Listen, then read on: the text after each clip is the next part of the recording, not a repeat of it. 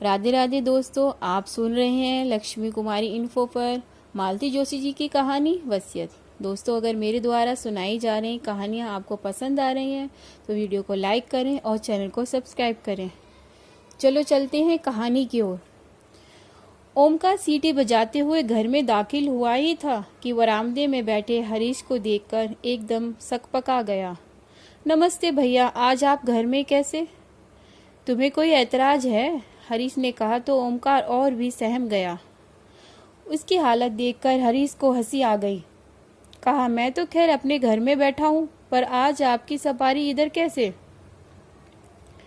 ऐसे ही कभी कभी भाभी जी से मिलने चला आता हूँ। भाभी है ना भीतर? उसने पूछा और उत्तर की प्रतीक्षा ना करते हुए सीधे भीतर चला गया। भीतर वाले ओसारे में माँ और बेटी दोनों मिल गईं। ओमकार वहीं पास में बैठ गया। बोला, भाभी जी, बड़े भैया के पास कौन सी गाड़ी है? सेंट्रो। क्यों? नीली वाली थी ना, पर आजकल वहाँ एक लाल गाड़ी खड़ी रहती है, खूब बड़ी सी है। अपने छोटे भैया को जाकर बताओ। बेचारी भाभी कहते उनका मुंह नहीं सूखता, और बेचारी भाभी दो दो गाड़ियाँ रखे। चुप करो अम्मा, पता है ना वह आज घर में है। हाँ तो ओमकार, लाल गाड़ी तो है, पर कौन सी? ठीक से देख नहीं पाया भाभी, पास जाते ही कुत्ते भौंकने लगते हैं। फाटक के बाहर खड़ा रहता हूँ तब भी। कुत्ते भी पाल लिए हैं, वह भी दो दो।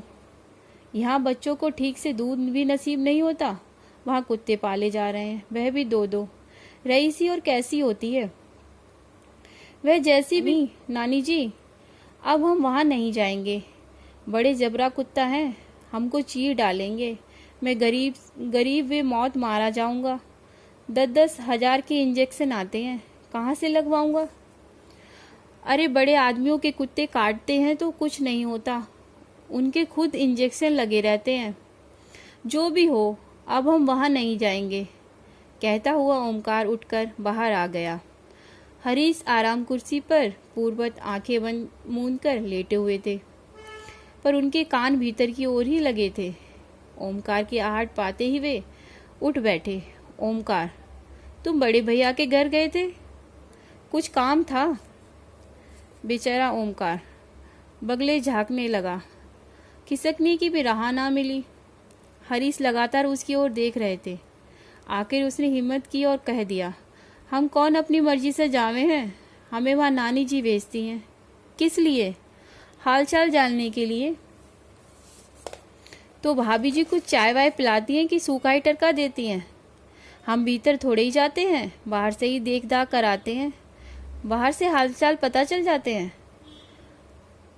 मरा डर के मारे भीतर जाता ही नहीं तो कोई क्या करे? अम्मा जी ने एकदम कमरे में अवतरित होते हुए कहा। ओमकार ने अब भागने में ही कुशल समझी। भैया जी, शाम को गैया हमें ही लगानी होती है, अब चलेंगे। और उत्तर की प्रतीक्षा किए बिना वह बाहर निकल गया। हरीश अब सास की ओर मुखातिब हुए। ओमकार को आप बंगले पर भेजती हैं तो क्या करें? उन्होंने दबे स्वर में कहा। तुमने तो वहाँ जाना ही छोड़ दिया है। अकेली औरत किसी को तो खोज खबर लेनी चाहिए कि नहीं? हम लोगों के सिवाय उनका यहाँ है कौन? खोज खबर ही लेनी थी तो किसी दिन माँ बेटी दोनों चली जाती ना। जासूसी करने की क्या जरूरत है?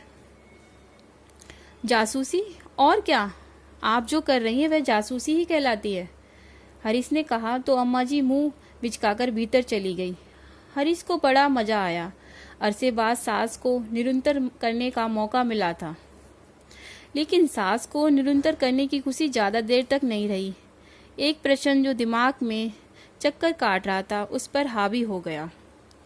बंगले पर नई गाड़ी आ गई है और 2 कुत्ते भी हैं। कुत्ते पालना कितना महंगा शौक है उसे पता है। एक कुत्ते का खर्च 2 आदमियों की खुराक के बराबर आता है। फिर उनकी सास संभल के लिए नौकर चाकर भी तो चाहिए। यह काम भाभी के बस का तो है नहीं। फिर पिछले 6 महीनों से उसने वहाँ का रुक नहीं किया है। वैसी कसम खा ली थी, पर इस बीच इतनी बड़ी उथल पुथल हो सकती है। शालिनी और उसकी माँ दबी जवान में कुछ कुछ कहती रहती हैं। क्या वह सही है? 6 महीने पहले शुभम का रिजल्ट लेकर गया था। सोचा था भाभी से कहूँगा कि भैया का बहुत मन था कि शुभम इंजीनियर बने। अब उनका सपना आप ही को पूरा करना है। घर से खूब अच्छी रिहर्सल करके गया था, पर वहाँ माहौल ऐसा बिगड़ा कि कुछ कहना संभव ही ना हुआ। यह नहीं कि वहाँ स्वागत ना हुआ हो, स्वागत तो खूब अच्छे से हुआ। उन्होंने शुभम को बधाई भी दी, उसके लिए आशीर्वाद स्वरूप 500 का नोट भी लिफाफे में डालकर दिया, चाय नाश्ता भी करवाया। पर सब कुछ ठंडा ठंडा सा था, उनमें संबंधों की ऊष्मा नहीं थी। वैसे भी उनसे सुसंवाद कभी था ही नहीं, पर भैया के रहते ये बातें सतह पर नहीं आई। अब जैसे सब कुछ सामने आ गया। चाय के बाद वह शुभम को लेकर भैया के सपने की बात कहने ही जा रहा था कि भाभी ने कहा, चलो अच्छा हुआ शुभम के रिजल्ट के बहाने ही सही तुम आए, तो नहीं तो 13वीं के बाद तो तुम यहाँ का रास्ता ही भूल गए थे। जानते तो थे कि इस घर का एकमात्र कमाऊ सदस्य अब नहीं रहा। फिर एक आध बार आकर देखना तो था कि भाभी कैसी है, किस हाल में है। हरीश का सिर शर्म से झुक गया। वह अपनी सफाई में कुछ कहना ही चाहता था कि भाभी बोली, तुम्हें शायद डर लगा होगा कि भाभी कुछ मांग ना ले। ठीक है ना, मैं तुमसे क्या मांगती हरीश, जिसने पिता समान भाई की अंत्येष्टि के लिए भी दूसरों के सामने हाथ फैलाया था, उससे मैं क्या मांगती और मुझे वह क्या दे देता। सॉरी भाभी, पर उस समय हाथ सचमुच बहुत तंग था, उसने घुटी सी आवाज में कहा। हाथ तो तंग होना ही था, तुम्हारी एटीएम मशीन जो बीमार पड़ी थी। अब तक तो तुम्हारी हर समस्या बे ही सहलाते आ रहे थे। बच्चों की फीस हो या साल भर का अनाज हो, सर्दियों के कपड़े हों या छुट्टियों की प्लानिंग हो, सब कुछ बे ही तो करते थे। उन्हीं बातों को याद करके तुम अपने भैया के लिए लकड़ी ही खरीद लेते तो मुझे अच्छा लगता। दोस्तों से उधारी की बात तुमने मुझसे बाद में कही, इससे अच्छा था मुझसे ही मांग लेते। बाहर वालों के सामने उस राजा आदमी की बेइज्जती तो ना होती। इस कड़वे प्रसंग के बाद शुभम के लिए कुछ कहने का सवाल ही नहीं था। अब यह देहरी कभी न चढ़ने का प्रण करके वह बाहर चला आया। बाद में पछतावा भी हुआ कि वह 500 रुपये का लिफाफा वहीं क्यों नहीं फेंक दिया। वैसे भी भाभी के लिए मन में पहले दिन से ही एक पूर्वाग्रह था। समझ लिया था कि वे लोगों का सुख चैन छीनने आई हैं। भैया के आश्रय में जो एक आश्वस्ति थी, संभावनाएं थी, वे एकदम धूमिल होती दिखाई दी। इस घर में आने से पहले ही वे खलनायिका बन गई थी। पहली वाली भाभी जब 2 साल की लंबी बीमारी झेलकर भगवान को प्यारी हो गई तो भैया एकदम टूट से गए थे। साल भर तक एकदम गुमसुम से वीतरांग बने रहे। फिर एक अवसाद से उबरने के लिए उन्होंने अपने आप को काम में झोंक दिया। दुगने जोश से साल भर में ही घर की काया पलट हो गई। हर तरफ जैसे सोना बरसने लगा। हरीश ने ठाठ से अपनी पढ़ाई पूरी की, धूमधाम से उसकी शादी हुई। माँ का मरण त्योहार भी शान से मनाया गया। बच्चों के जन्म उत्सव पड़ोसियों की ईर्ष्या का कारण बने। फिर सुना कि भैया शहर के बाहर एक बंगला खरीद रहे हैं, तो घर भर में खुशी की लहर दौड़ गई। सब लोग बंगले में रहने के सपने देखने लगे। पुश्तैनी घर बड़ा था, पर था तो पुराना ही। उसकी मरम्मत पर, सजावट पर काफ़ी कुछ खर्च किया जाता रहा, पर वह अपना पुरानापन नहीं छोड़ पाया था। गृह प्रवेश की तैयारियां चल ही रही थी कि भैया ने एक बार सबको चौंका दिया। बताया कि वे नई पत्नी के साथ गृह प्रवेश करेंगे।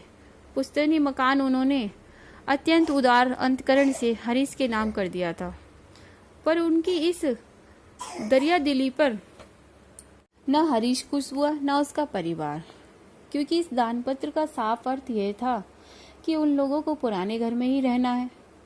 सारे सपने धराशायी हो गए थे।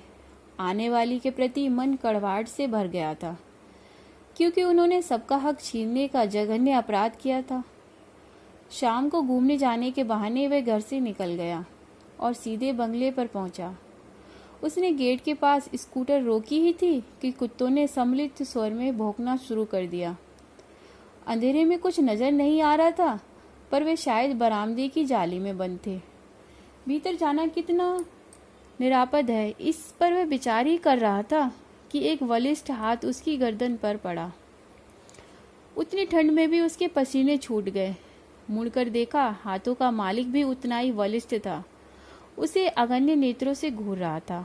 हेलो मिस्टर, दूसरों के घर में ताक झाक करते शर्म नहीं आती? ये दूसरों का घर नहीं है, मेरे भाई का है, उसने हिम्मत बटोरते हुए कहा। कौन भाई? उसने भैया का नाम बताया। वे तो अब नहीं हैं, पर भाभी तो हैं, मैं उनसे ही मिलने आया हूँ। भाभी भी अब यहाँ नहीं रहती, ये बंगला अब मैंने खरीद लिया है। क्या बात करते हो?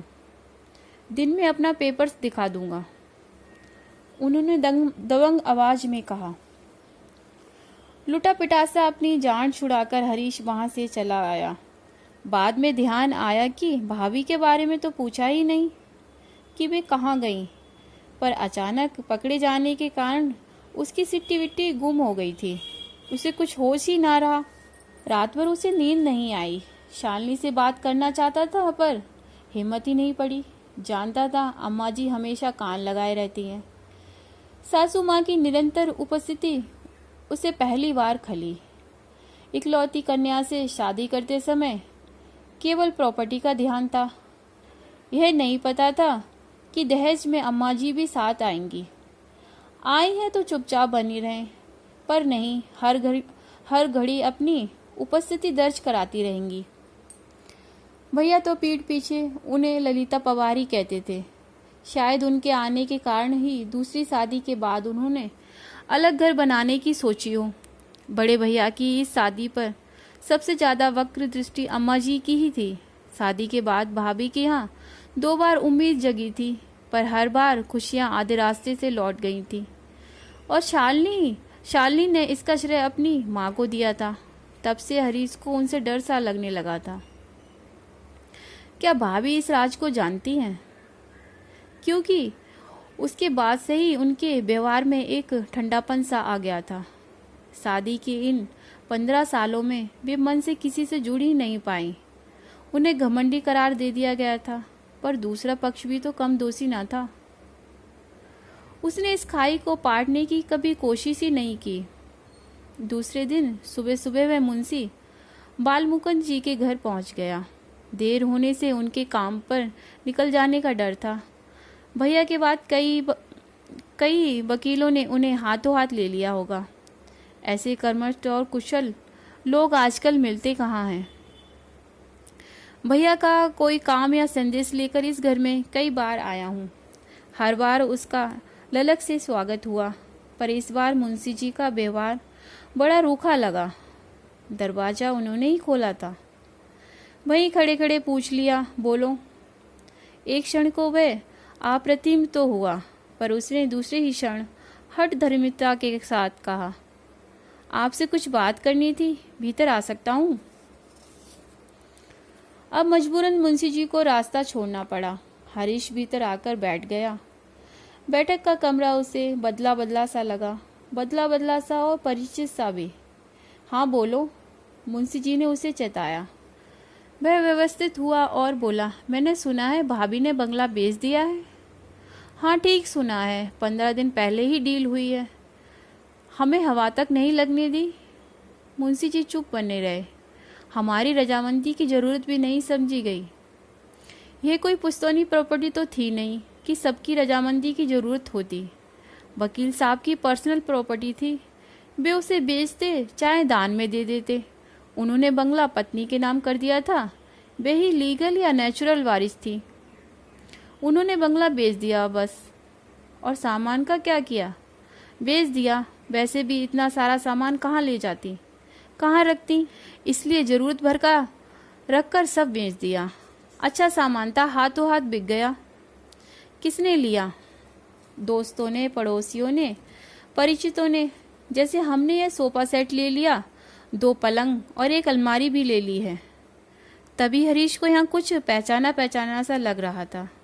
हमसे भी तो पूछ सकते थे, उसने तड़प कर कहा। तुमसे पैसे तो नहीं मांग सकती थी ना, इसलिए तुमने नहीं पूछा। उन्हें पैसों की ज़रूरत थी, तभी तो घर बेचना पड़ा। इतना बड़ा घर मेंटेन करना मजाक थोड़ी ही है। और तुम तो जानते हो तुम्हारे भाई कैसे शाह खर्च थे। बचत के नाम पर शून्य ही था। आखिर बची हुई जिंदगी वे गुजारती कैसे? बरसी तक तो रुक ही सकती थी। ऐसी भी क्या जल्दी थी? जल्दी सामने वाली पार्टी को थी। उनके ज्योतिषी ने मुहूर्त निकाल दिया था, फिर जब जाना ही तो था तो आज क्या और कल क्या। भाभी अब कहाँ हैं? अपने भाई के पास। कल आना, उनसे पूछकर ही पता बताऊंगा।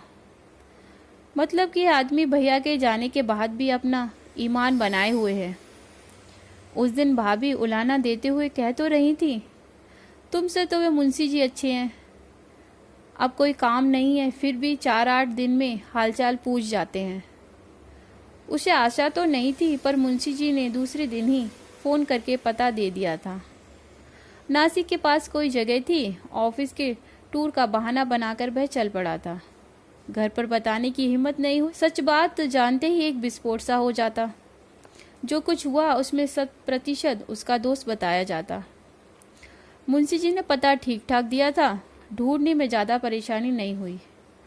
शहर से बाहर एक कंपाउंड में 2 हाउसेस की लंबी कतार थी। गेट पर नाम लिखा था विश्रांति। नंबर उसके पास था ही, इसलिए घर भी तुरंत मिल गया। 1 रूम किचन का वह छोटा सा घर था।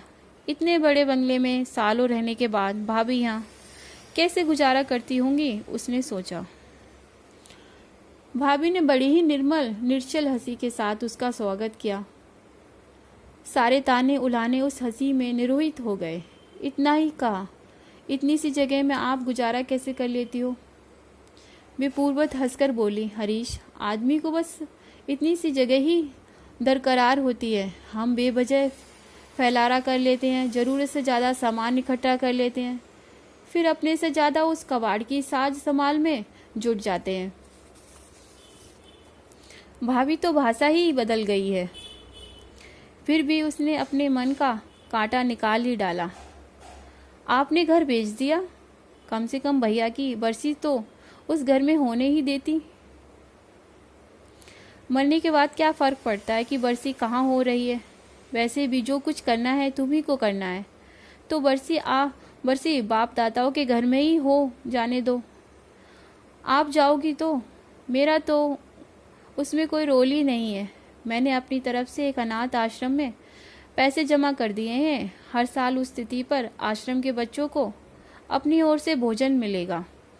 तुम भी जब तक बने श्राद्ध करते रहना, नहीं तो एक बार गया जाकर पिंडदान कराना, फिर कुछ करना नहीं पड़ता। भाभी ने चाय बनाई, नाश्ता करवाया। वही सलीका, वही अभिजात्य। जगह छोटी होने से उसमें कोई अंतर नहीं आया। वह चलने लगा तो बोली, तुम आए बहुत अच्छा लगा, आते रहना। हाँ, ये छोटा सा घर मैंने तुम्हारे भाई के पैसे से ही खरीदा है। जाते समय तुम्हारे ही नाम कर जाऊंगी। अगर कभी लगे कि बच्चों के साथ ट्विनिंग ठीक से नहीं हो रही है तो तुम और शालिनी यहाँ आकर रहना। बद्दुआ दे रही हो? नहीं, आशीर्वाद दे रही हूँ। बुढ़ापे में अपने सिर पर अपनी छत होना कितनी बड़ी नियामत है, ये मुझसे बेहतर कोई नहीं जानता। हरीश ने उनके पैरों को हल्के से स्पर्श किया और एकदम मुड़ गया। उस गरिमाई महिला को इस तरह कतर होते देखना उसे अच्छा नहीं लग रहा था। दोस्तों, ये थी मालती जोशी की कहानी वसीयत। आपको कैसी लगी मुझे कमेंट्स करके ज़रूर बताएं। तब तक के लिए राधे राधे, और एक मिलते हैं नई कहानी के साथ।